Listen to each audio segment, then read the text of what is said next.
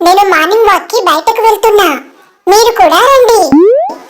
Mummy, ఇది వర్షాకాలం కదా, అసలు వర్షాలే పడట్లేదేంటి మమ్మీ? అప్పుడప్పుడు చిన్న చిన్న వర్షాలు పడుతున్నాయిరా. అది కాదు మమ్మీ, నేను అనేది బాలి వర్షం.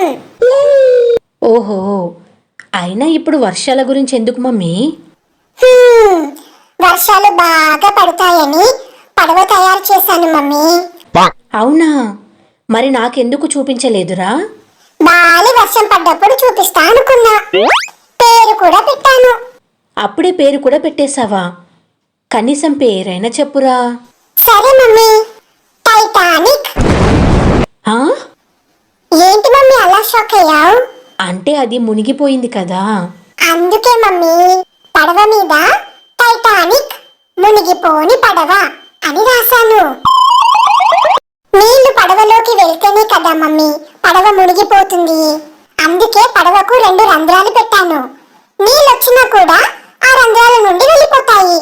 అప్పుడు పడవ మునగమన్నా మునగదు. బామ్మగారు, ఏకిపోయి వస్తున్నారు? గీ దుకాణం దాకా పోయి వస్తున్నానమ్మా.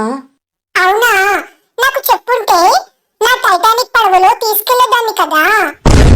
వాయమ్మో, టైటానిక్ పడవే?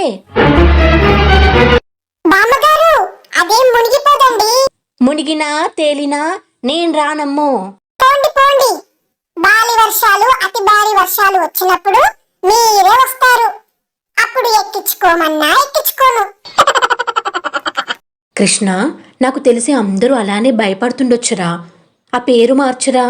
నేను మార్చను మమ్మీ. అందరూ ఈ టైటానిక్ మునిగిపోతుంది అనుకుంటున్నారు.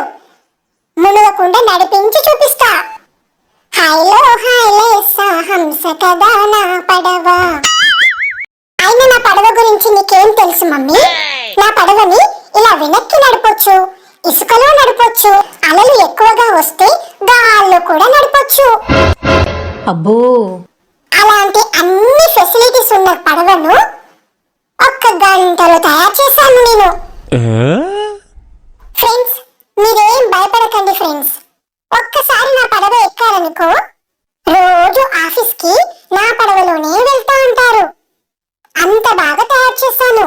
మీ ఇంటి దగ్గర బాగా వర్షం పడ్డప్పుడు నాకు చెప్పండి, నేను నా పడవ తీసుకుని వస్తాను. సరేనా? ఈ రోజు ఇంకో 2 పడవలు తయారు చేయాలనుకుంటున్నాను. ఏంటి మమ్మీ ఆ 2 పడవలు? జపాన్ పడవ, తాబేలు పడవ.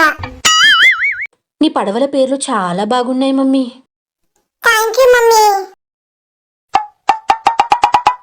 ఆ 2 పడవలు తయారు చేయడంలో ఈ రోజు నేను చాలా బిజీ ఉంటాను ఫ్రెండ్స్. బాయ్.